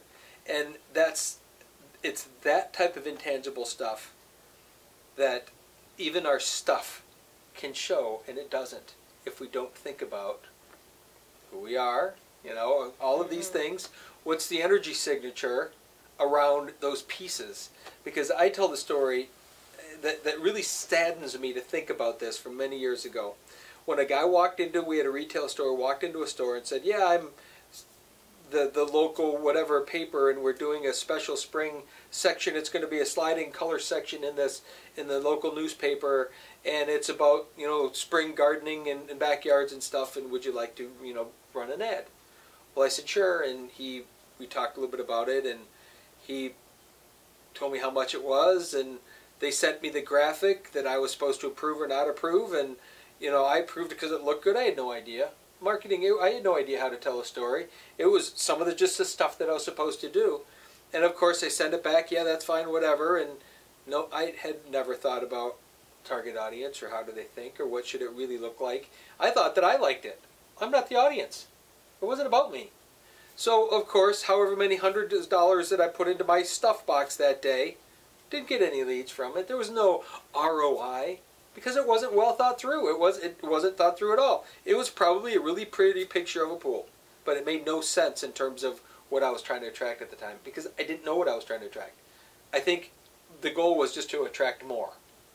More doesn't mean anything. It ain't how much you make, it's how much you keep. And you can make more and make less and less and less money, and I proved that. As our company got bigger, I made less money. Didn't make any sense to me logically, but it's true. So that's that important part of understanding what the stuff is, where you're spending your dollars. And so many people want to pinch real tight. Don't blame you.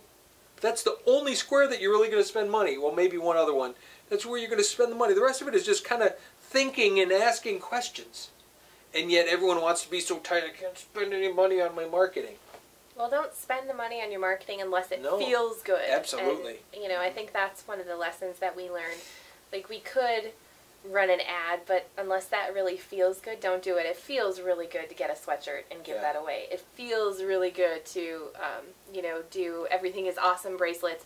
So we do things that are relevant and timely, and they change over time. It's not we're not stuck to this same one thing every time. I had talking about the sweatshirts. I had a guy. I was in Phoenix, Arizona, and we had stopped in a local store, and I had a sweatshirt on, and my daughter was with me, and she did too. And he goes, oh, I love that.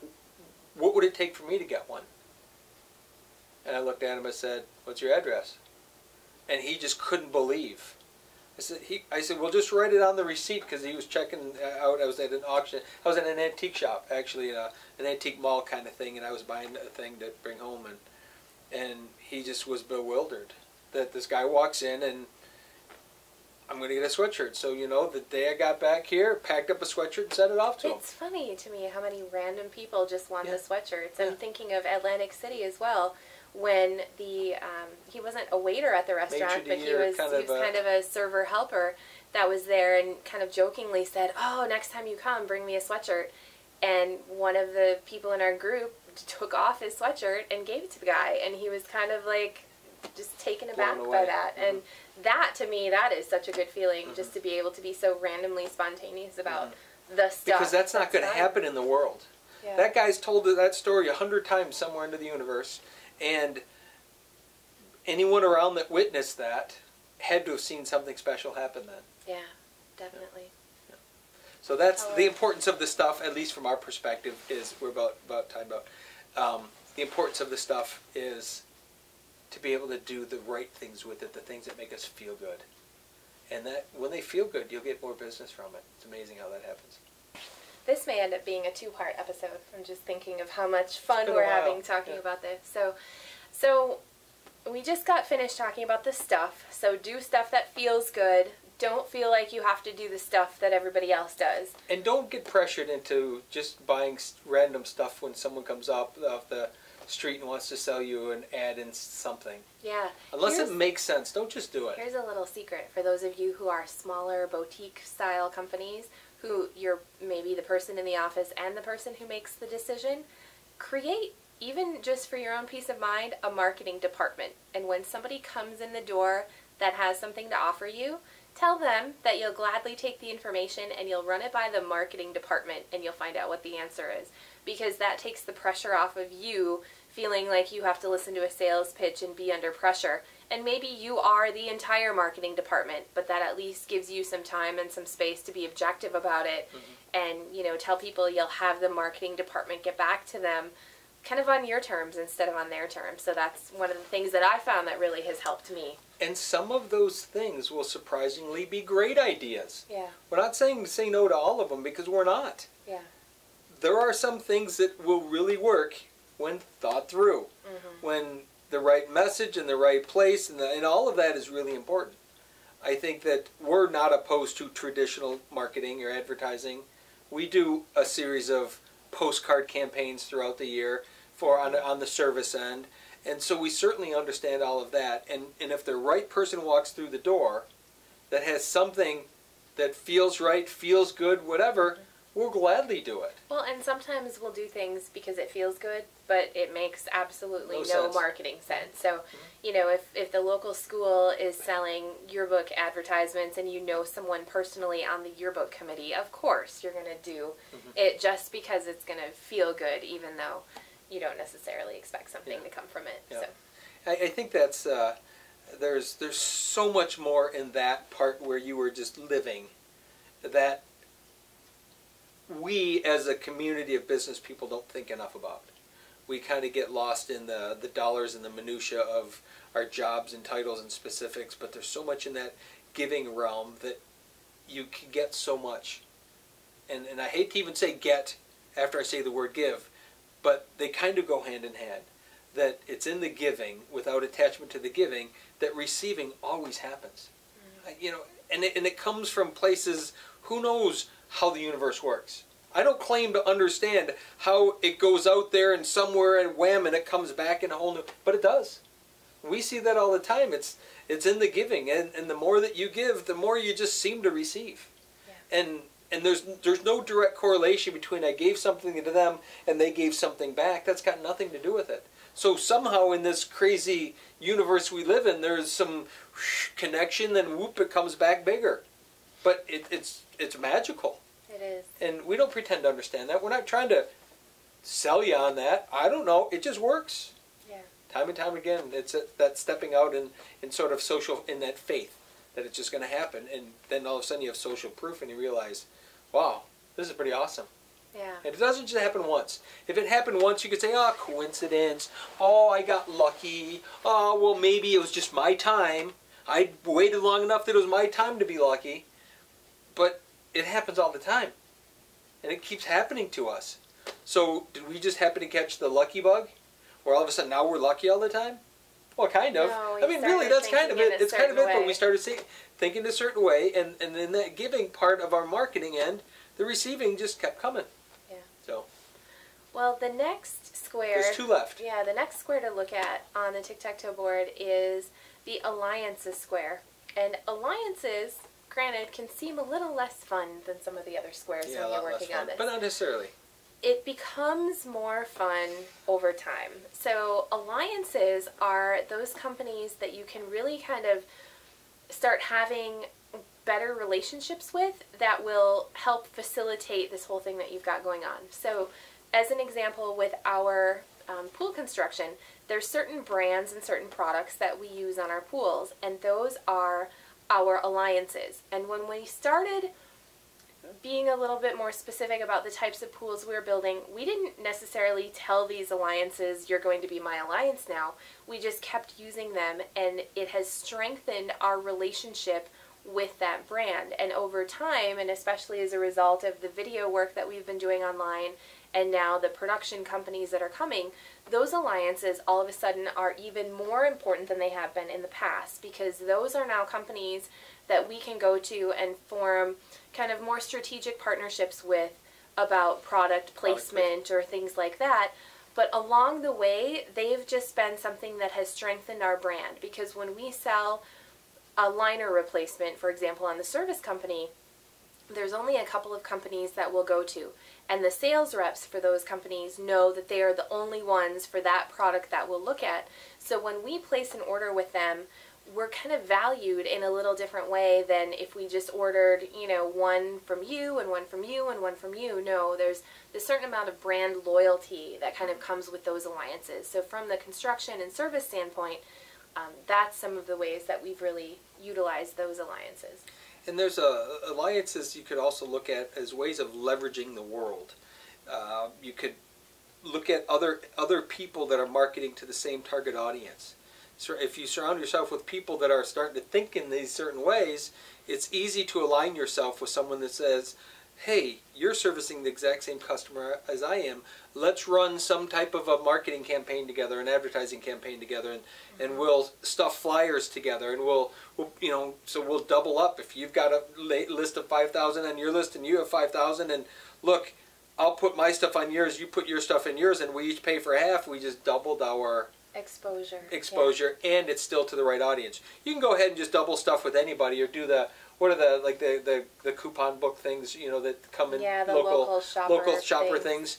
And that's all fine and dandy, but you shove your thing in there and you're not aligned with anyone. Your message is getting lost in a bunch of stuff that if all of those messages resonated with yours and you put it in there, it'd be a great idea. But chances are it's going to be something that's nowhere close to even the same style of how you do business, and you're just another number in there. And I imagine for some businesses it works. For what we're talking about, probably not a good idea. Another example of alliances that Al has always been really good at is other local pool companies. There's a lot of builders that have Al's cell phone number, and when they run into a challenge or a question, they'll call and they'll ask, what would you do? And he always offers solutions. We also utilize those alliances when we get some of those leads for customers that don't necessarily fit exactly what we're doing. A lot of those leads get turned over, and we don't have the alliance because we expect them to refer us business, because that most likely isn't going to happen. But what it just does is it strengthens our relationship with kind of the world and our relationship in the local market. And the more people that you can create those stronger bonds with, just the better your energy signature is, the more likely people are going to be able to tell kind of those good, feel-good stories about you.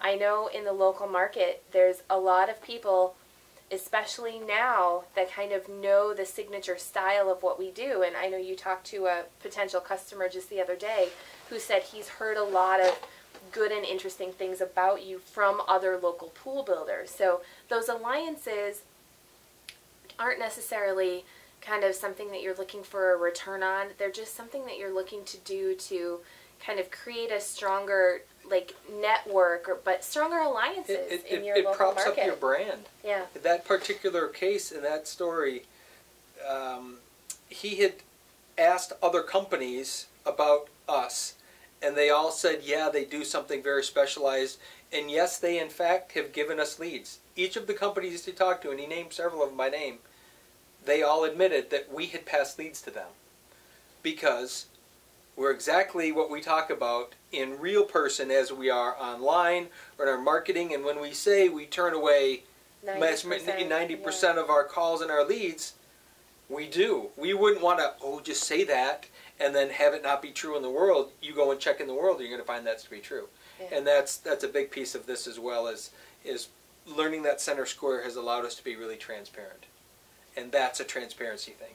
Is I wouldn't want someone to fact check, not that anyone would, but if they did, and start calling all these other pool companies, they go, who's he? Never heard of him. That wouldn't serve well for who we are as people. But we do have a lot of those alliances because we have, in fact, given the leads, not expecting anything. How many times do we hear a year, well, do you charge them anything for leads? That's not what our alliance is about. Our alliance is about getting that customer out from in front of us and in front of someone that they might be able to get the proper service from. Right. Not, well, I'll send you to him because he'll pay me this much money, or I'll send you to him because all of a sudden that attachment, it loses it. So we just send them right on the way so that they can get the best service that they can get. Yeah. And that's a part of an alliance. And there's all kinds of those alliances. I think we've told the stories many times how we've been just intermingling with people at these shows, people way up in some of the real big companies without any expectation, or owners of big companies without any expectation of what are we going to get. We don't know, and it didn't matter.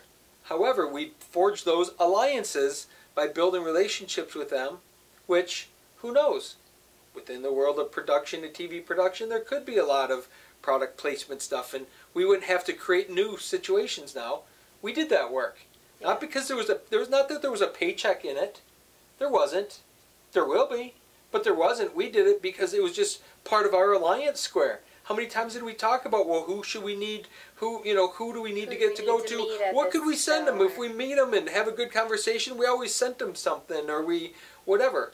And it was just about aligning ourselves. It wasn't at all about, okay, what's my return on my investment thing. And I think that became a much more powerful, interesting square when we got away from the, well, how can I, get something from it? And so we don't pay nearly as much attention when we teach this as we've actually spent time in that square ourselves, because it doesn't sound really fun. But, ultimately there's a lot of really cool stuff that we're seeing now by having aligned ourselves many years ago.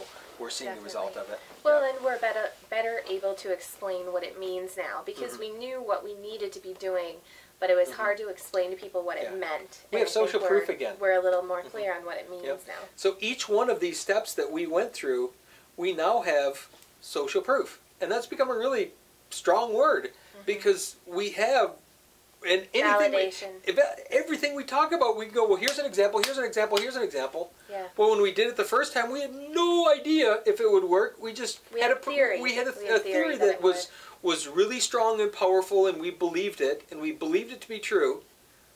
Then we went out and did all of it, and now we have story after story after story after story. We could pile stories on top of stories about each one of those squares and what it means. Yeah. Without that, we'd be going, well, we think if you did this and you did this and you knew your customer and you did, we don't have to do that anymore.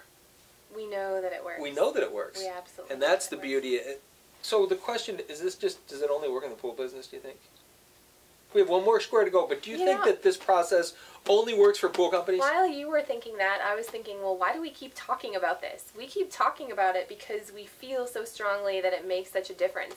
We don't talk about it because, I don't know, that we think something will come from it. So I do know that anybody that cares enough to do this, it'll work for you. If you don't care enough to do it, of course it's not going to work. Yeah. But if you care enough to do this, and you care enough to talk about it with at least one other person, then it absolutely will. Or with us. Will. Talk to us about it. Yeah, definitely. We never don't have time to talk about this. Yeah. Because it's part of who and what we are. But you're right. There's not an ROI in this, but there is somehow. It's not like any of what we're doing is other than because we are so passionate about it, and we absolutely love it. And we love all of this stuff. Each independently, you love a certain part much different than I do. You and I are very, very different people. And yet we can align ourselves together. Good example of the alliance square. We can align ourselves to get an awful lot of really cool stuff done. Yeah. We don't have to be the same person. We don't have to be exactly the same to do it. We can be very different, and yet the net result is pretty doggone awesome. Yeah. So last square. last square. So all roads lead home. Home is the final square that you'll work on in this whole process. And again, this is one of the things that people try to jump to at the beginning. But if you haven't thought through everything else, you don't know what to make your home look like. So all roads lead home in this case, in terms of organic marketing, means your online house, so your website, your actual web presence where everything kind of lives. So it's where you've got your stories that you're telling, you've got your message, you've got your videos, you have photos of what you're doing. So it's that presence that kind of showcases everything else that's on the board, where people can find you, they can learn more about you, and that's really kind of your home base of where all the activity starts from. So basically it's your ether real estate? Yeah. Kind of. It's that taking that cloud, that cosmic whatever, and declaring, this is mine.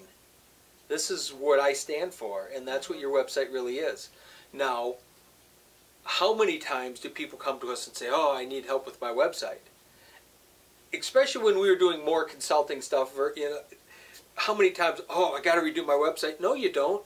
You got to figure out who you are, dude. You got a lot of other stuff, and this is the other square that you can spend money on, which a lot of people do. They spend all kinds of money in the stuff, and then they spend all kinds of money on a website to throw away and build again, to throw away and build again, to throw away and build again, because it doesn't work or doesn't look right, it doesn't feel right. Because they haven't done the work. They haven't done the work. They can, you got to figure you and figure all of that, and how many websites are built because the guy who's paying for it likes it.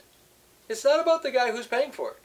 It's about the target audience and how they think and the energy you want them to feel. Well, and it has to resonate with you. Absolutely. You've got to be on there, but you can't But it's not about you, though. I mean, we had a meeting a couple weeks ago where somebody said, okay, I'm launching this new part of my venture, and I had my website built, and now I need to figure out what to do to market. Well, that's backwards. First, you need to figure out who you are, what you want to do. Then you have to figure out what you want to market, and then you can build the website. So I know at that meeting, after we got done, his head was spinning, and he said, I need to, like, redesign my entire website. Well, yeah, you kind of do. You should have done it in the first place. Because your website as it stands has no target. It has no progression. Like, people get there, they're not going to know what to do. So it's not serving you. So, yeah, if you want your online house to serve you, wouldn't you've got to do the other work first. Most of the time, that's what I see happen. Mostly what it is. People think they have to have a website, which they do. Yeah, you do need one. Which they do. It's better to have one and not have one, but you're also wasting your money if you're going to build up a big website that really has none of this other stuff in it. Here's another word of advice on that online house. Until the website and your business is making you money, don't spend a lot on it. If you have the ability at all to navigate this online stuff, you can make your own website in WordPress with minimal help. You can get something up there. And then start directing people to it, even if it's not perfect, even if you don't love it. We didn't love ours for a long time. It was continually a work in progress. And we've always done a lot of the work ourselves, and then when it made sense to bring someone else in to do some work, we paid for it.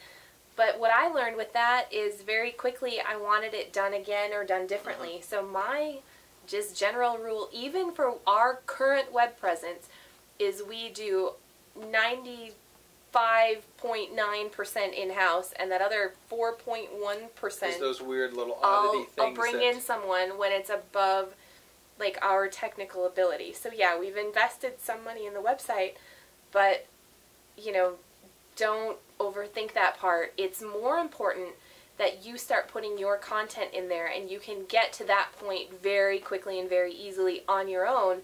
And not to say that investing in web help, you know, if you're really good, like we have the skill set within our company to be able to do a lot of this.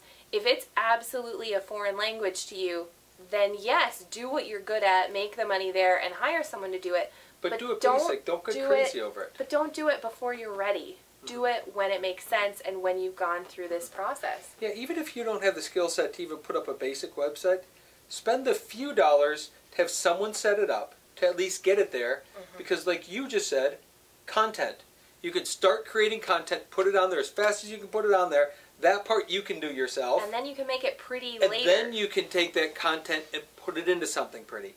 But that idea of spending all the money up front to build a website, which again, there's not too many websites launched the first time and stay that way, because we can only guess what people are going to like. We only can guess how well it's going to work. Yeah. So just get it up there, but start producing the content. Well, what we've learned about our website on the construction side is ever since we built kind of the first website, which Al has talked about, how he ended up with his first website. Ever since we've done that, we've always put as much information, as much resources. We do pictures, we do how we build it, we do other resources in the area. We put everything that we possibly can into our online house, and then people get to our website and we hear later, your pool website is like the most thorough that I've been to. It's different than all the other ones. It's so much more filled in. There's so much more there. Okay, so all roads lead home, that online house that too many people try to put together before they're ready. You can't just hire someone, say I need a website, put it together, and expect that it's going to do for you what you're hoping. You've got to go through this process first and start with something simple until you can, what's the word? See spending more on it. Until, well, yeah, I think until it's time. Yeah, until it makes sense. There's a point where a website eventually you're going to want it to look a certain way and have a certain feel about it, all of that. I think more importantly, in the beginning, for someone beginning, is get any type of website up. If you can't do it yourself, at least pay someone minimal to get the skeleton of a website up, so at least then you can start putting content in there, because that's everything. Yeah. Your words, your authentic self is everything. The pretty pictures and the color of it come later, and that's important, but it's not nearly as important as the words are. And yet, how many times do we see someone go through iteration after iteration after iteration of how's it going to look? And it really doesn't matter, and I probably shouldn't tell you the story, but I'm going to. You mind? Okay. So, we talk about my very, very, very first websites. So I had a guy that worked for me that decided to go out, this was way early in internet, and he said, he was leaving the pool business, and he and his buddy were going to start a website company. And they were going to build websites.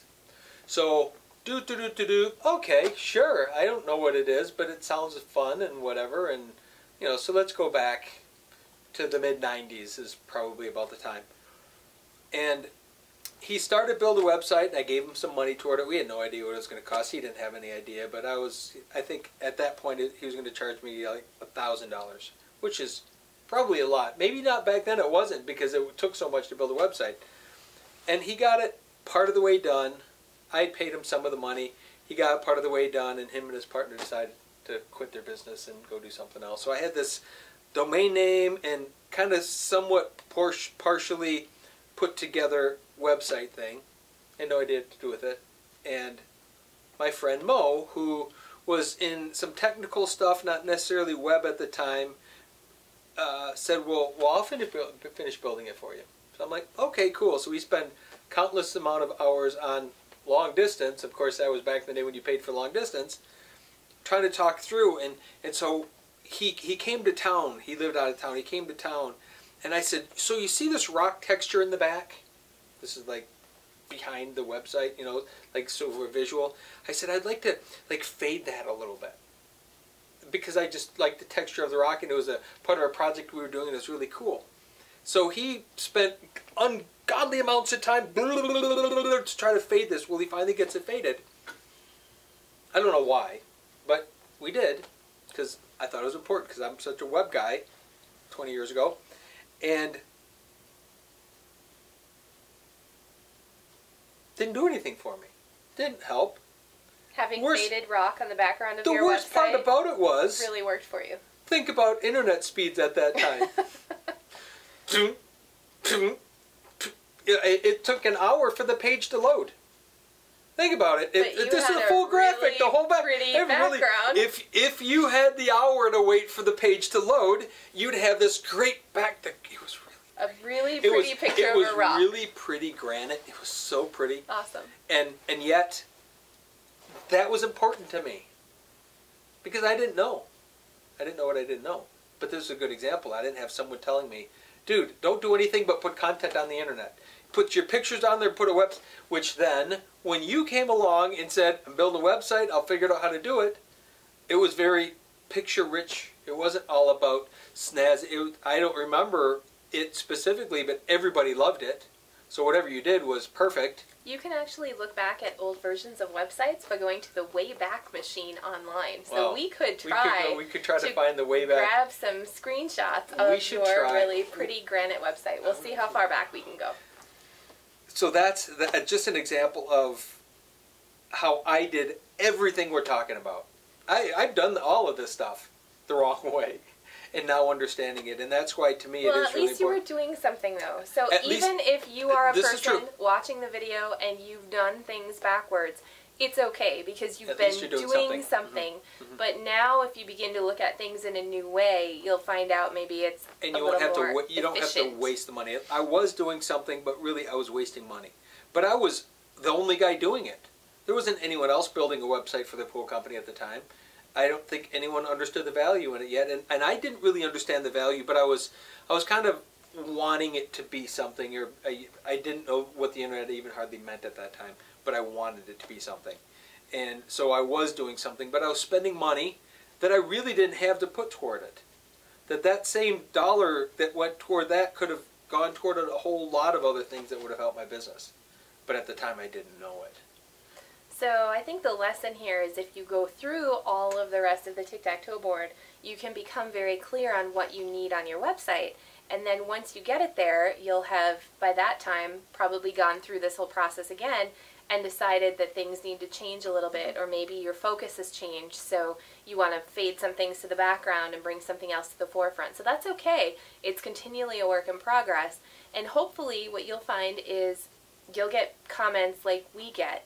When people go to our website, they'll spend hours looking at the photos, watching the videos, and they'll say that we've got one of the most thorough pool websites that they've ever seen, and we give so much of our ideas away and techniques and things like that that they really enjoy it, and they can feel the difference between our company and other companies solely based on how our website feels, and then by watching the videos and getting to know us.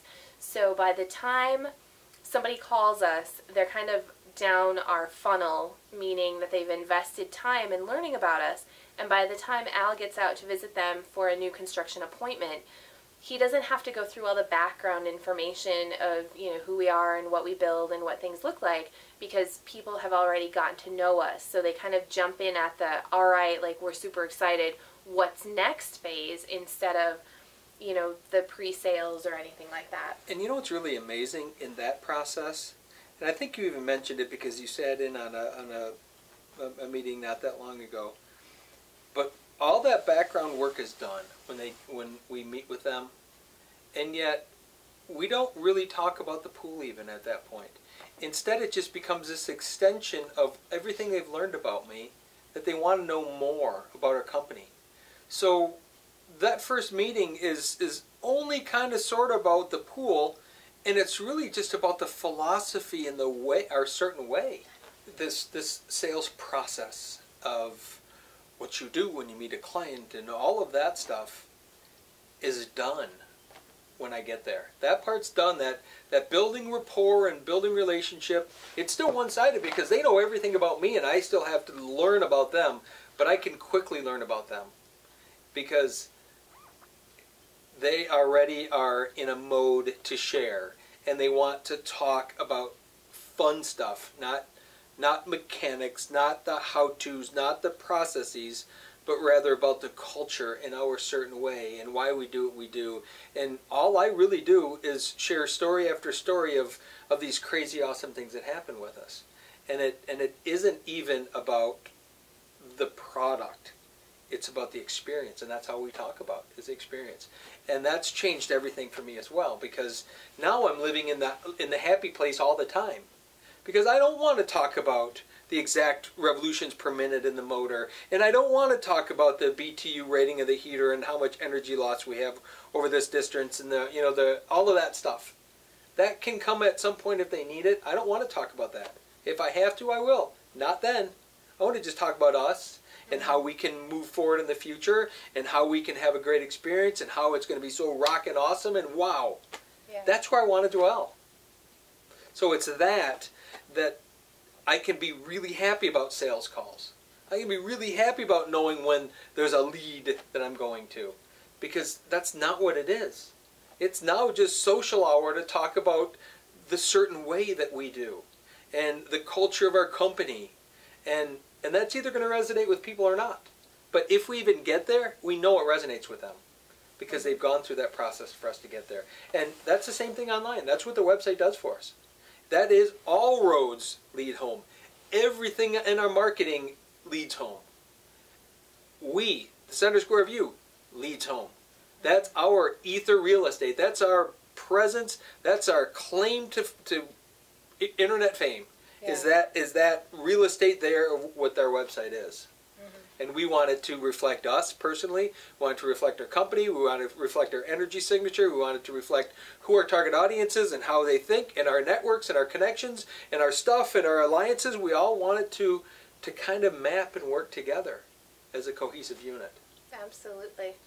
And I think in the last 6 to 12 months, I mean, we grow by leaps and bounds continually.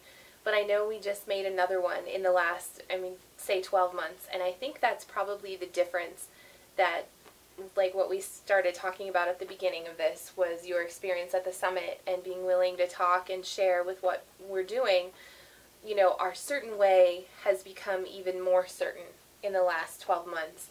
Yeah. And our social proof, the validation, has just, like, lightning speed, the story upon story, on itself. They're just happening over and over again. And because it's becoming so common to us, I think we forget how strange it is and how flukish it appears to people who aren't on the same path. So I think that's really the difference that we're seeing. Think of how many people we know that get caught up in the gimmick game of, well, are you doing your SEO right, search engine optimization? Or are you, and everyone's got a new theory of how Google's going to translate it, and backlinks don't matter over here, and all this jargon of stuff. Because someone's looking for the magic pill. Oh, that's how I'm going to get #1 on Google, or that's how I'm going to get more money, or that's, and they're always looking for that knee-jerk jump thing to what's the next trick. You know, what's the red pill versus the blue pill, and which one do I take, and how. And you know what? We've kind of ignored all of that. Yeah. Instead, we've gotten clear with the rest of it and built a website around that probably has a lot of backlinks. It probably has a lot of yummy Google-iciousness. We know that. But it's been organic because we didn't focus on that. If you're building a website to focus on that, you're going to miss the really good energy part of what the website is. Instead, you're going to be pushing everything with articles that have the word 400 times that you're trying to search for it. I mean, all those things that are great gimmicky things that we never fell for that. Yeah. And as important as maybe sometimes we would have thought it was, I think we recognized that if we still just kept putting one foot in front of the other and kept doing the thing and kept producing content and putting up more videos and putting up more of this and more of that and sharing more and being more transparent and giving more and doing more and being more and telling more stories, and then that result is, I don't know, I'd say our website's pretty Google-icious, wouldn't you? I would say so. Without buying traffic, without, you know, and there's certainly a spot for buying Google AdWords and things. I'm not opposed to that at all.